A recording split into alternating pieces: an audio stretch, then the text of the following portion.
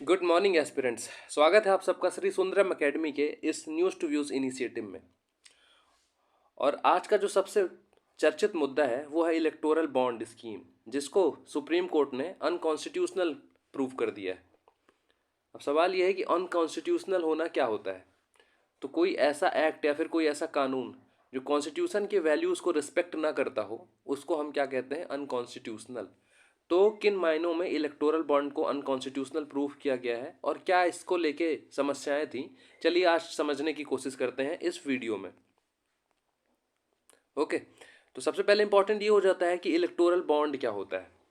Electoral bond योजना के बारे में हमको थोड़ी सी जानकारी ले लेनी है और हम ये भी समझेंगे कि आखिर बॉन्ड क्या होता है। ठीक है, तो अगर इसके बेसिक्स पे जाएं तो सबसे पहले सरकार ने 2 जनवरी 2018 को इस बॉन्ड को मतलब इस योजना को शुरू किया था।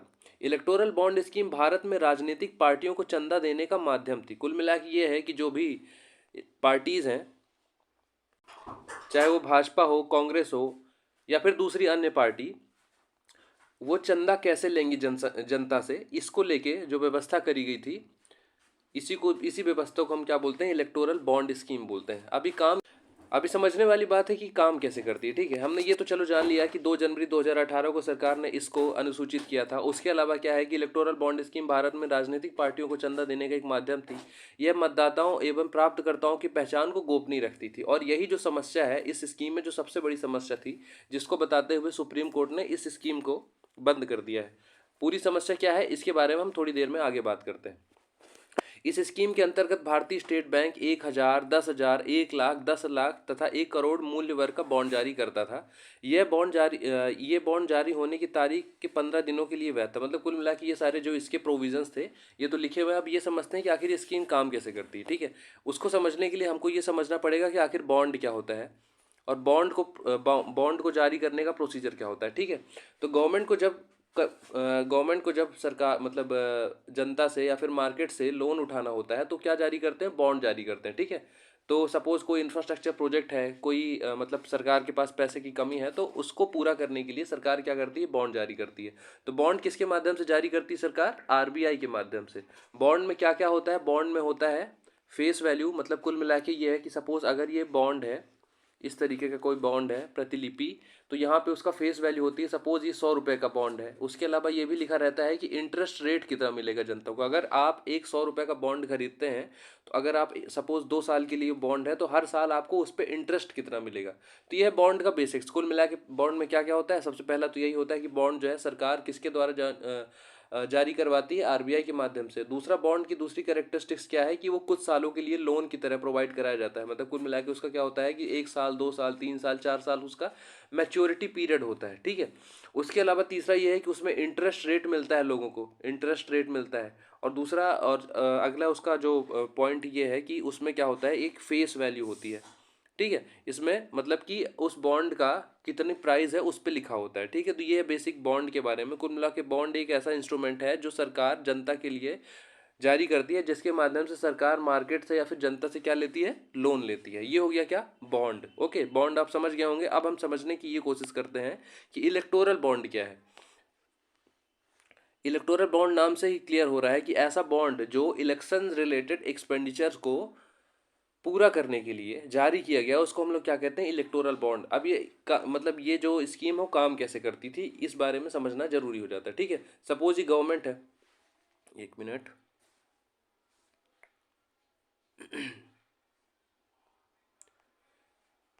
बोलो, ये है गवर्नमेंट अपनी।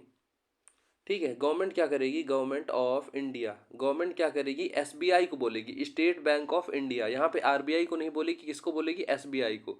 एसबीआई को बोलेगी कि आप अलग अलग वैल्यूएशन में, जिसके बारे में ऊपर हमने पढ़ा है, क्या क्या होता है, एक सेकेंड, जैसे 1,000 रुपये में, 10,000 रुपये में, 1,000 रुपये में, 10,000 रुपये में, 10 लाख रुपये में, 1 करोड़ तक के वैल्यूएशन में क्या करना है?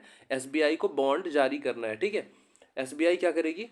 एसबीआई बॉन्ड जारी करेगी अलग अलग वैल्यूएशन, जैसे 1,000 में, 10,000 में, इसको लेके 1 करोड़ तक का बॉन्ड जो जारी करेगी। बॉन्ड के बारे में मैंने आपको समझा दिया है। अब क्या होता है? इन बॉन्ड की जो वैल्यू होती है, मतलब उनका जो क्या कहते हैं कि एक्टिवेशन पीरियड होता है, कितने दिनों के लिए होता है? 15 दिन के लिए। ठीक है, एक सेकेंड,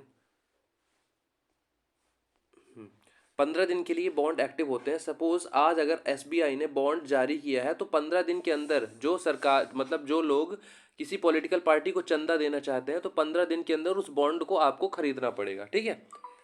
15 दिन के अंदर जब उस बॉन्ड को वो आदमी खरीद लेगा तो इस अब ये समझ लेते हैं कि प्रोसीजर क्या होता है, ठीक है, कैसे उस बॉन्ड को खरीदा जाएगा। तो सपोज ये बॉन्ड है, इलेक्टोरल बॉन्ड है, इसमें क्या होगा कि अब इसके बारे में जो सबसे समस्या वाली बात है ये है कि इसमें क्या होगा कि जिस आदमी ने खरीदा है उसका नाम होगा, उसका पता होगा, और किस पार्टी को इसने चंदा दिया है इसके बारे में इसकी जानकारी होगी, और ये सारी जानकारी सिर्फ गवर्नमेंट के पास में होगी, ठीक है। मतलब समझने वाली बात है कि किस आदमी ने चंदा दिया, किस पार्टी को चंदा दिया और कितना चंदा दिया, ये सिर्फ किसको पता होगा, गवर्नमेंट को पता होगा। किसके माध्यम से, एसबीआई के माध्यम से। तो सबसे बड़ी समस्या यहीं पे उभरती है कि अगर कोई आदमी सपोज भारतीय जनता पार्टी को चंदा दे रहा है, ठीक है, इस सरकार को पता है कि इसने क्या किया है, बीजेपी को चंदा दिया है, तो मुझे इस आदमी को फेवर करना है। फॉर एग्जांपल एक कोई बड़ा कॉरपोरेट बिजनेस है, मतलब कॉरपोरेट घराना है जिसने किसको, गवर्नमेंट को चंदा दिया है, तो अब छोटा मोटा चंदा तो देगा नहीं, बहुत बड़ा चंदा देते हैं। तो ऐसे में क्या होता है कि एक सबसे बड़ा खतरा जो उभरता है वो है क्रोनी कैपिटलिज्म का। मतलब ये है जहाँ पे कैपिटलिस्ट लोग और सरकार आपस में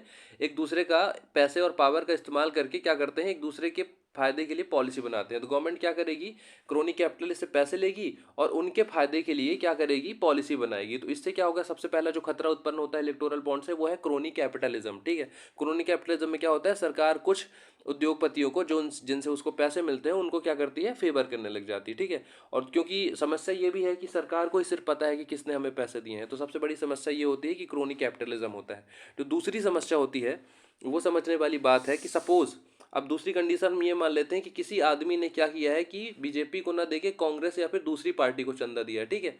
तो अब सरकार को तो पता है कि इस आदमी ने मुझे चंदा नहीं दिया है, मतलब इलेक्टोरल बॉन्ड के माध्यम से मुझे इसने पैसे नहीं दिए हैं। किसको पैसे दिए हैं, दूसरी पार्टी को पैसे दिए हैं। अब ये सारी बातें सिर्फ किसको पता है, गवर्नमेंट को पता है। ये ना कांग्रेस को पता है ना दूसरी किसी पार्टी को पता है कि इस आदमी ने हमें चंदा दिया है। तो सरकार क्या कर सकती है कि मतलब ये ऐसी व्यवस्था बना सकती है कि ईडी सीबीआई के माध्यम से उस आदमी को या फिर उस कॉरपोरेट हाउस को परेशान करना शुरू कर दे, ठीक है। और पिछले कुछ सालों में ये सारे केसेस आए भी हैं।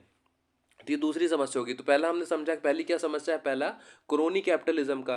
दूसरा ये समस्या है कि ईडी सीबीआई जैसे जो संस्थान है उनका गलत इस्तेमाल किसके द्वारा, गवर्नमेंट के द्वारा ऐसे लोगों को के ऊपर करना जो सरकार को चंदा न देके विपक्षी पार्टीज को चंदा देते हैं, ठीक है। ये हो गई इलेक्टोरल बॉन्ड की दूसरी समस्या। अब तीसरी समस्या के ऊपर चलते हैं। तीसरी समस्या ये है कि इलेक्टोरल बॉन्ड के माध्यम से लगभग पिछले 3 से 4 मतलब जब लगभग 2018 से ये स्कीम आई है तो लगभग 4-5 सालों में जितना भी चंदा आया है, तो मतलब गौर करने वाली बात यह है कि मेजॉरिटी जो पैसा वो किसके पास गया है, वो गया है बीजेपी के पास में। सपोज अगर एक साल में 15,000 करोड़ रुपए आए हैं इलेक्टोरल बॉन्ड के माध्यम से, तो इसका लगभग 70 से 75% जो है चंदा किसके पास गया है, वो गया है बीजेपी के पास में। तो ये दिखा रहा है कि कैसे ऐसी स्कीम बनाई गई जो एक पर्टिकुलर पार्टी को डायरेक्ट क्या कर रही है, उसको सपोर्ट कर रही है, ठीक है। और इससे का चौथा इसका नुकसान ये भी हो रहा है कि ना इसको मतलब कि किसी को इसके बारे में पता नहीं कि पैसे कहाँ से आ रहे हैं, तो इससे मनी लॉन्ड्रिंग भी हो सकती है।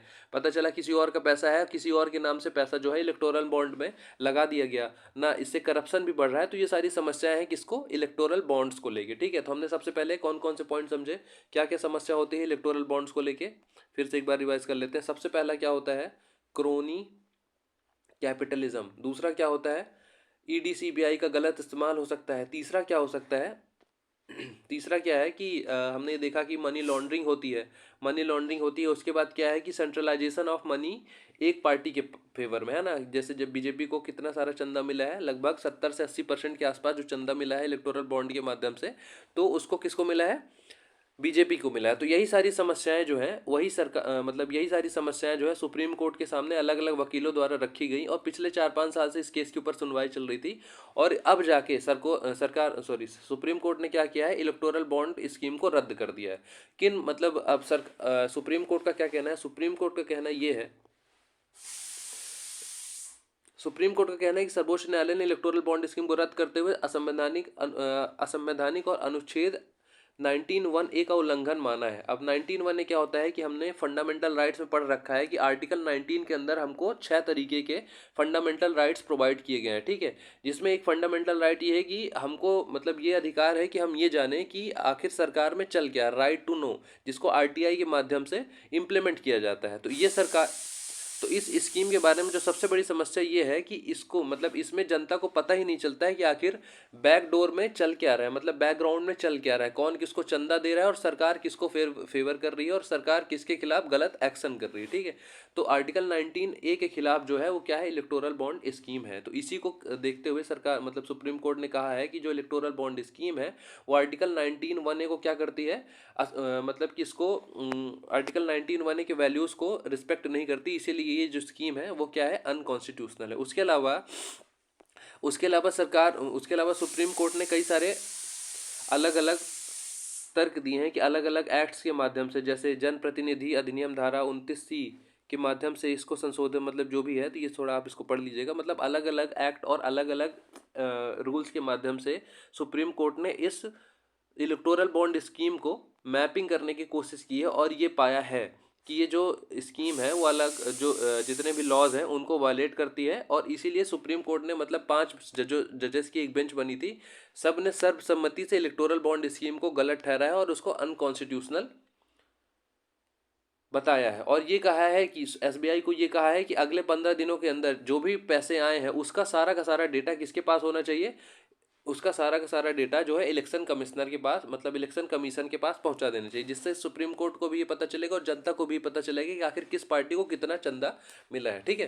तो ये था इलेक्टोरल बॉन्ड स्कीम के बारे में। आप इस पूरे के पूरे पीडीएफ को एक बार अच्छे से पढ़ लीजिएगा तो आपको बाकी जानकारी मिल जाएगी, और जो बेसिक्स क्या है वो मैंने आपको समझा दिया है, ठीक है। तो आज के वीडियो में बस इतना ही। मैं अमन साइन आउट करता हूँ। Thank you. जय हिंद, जय भारत।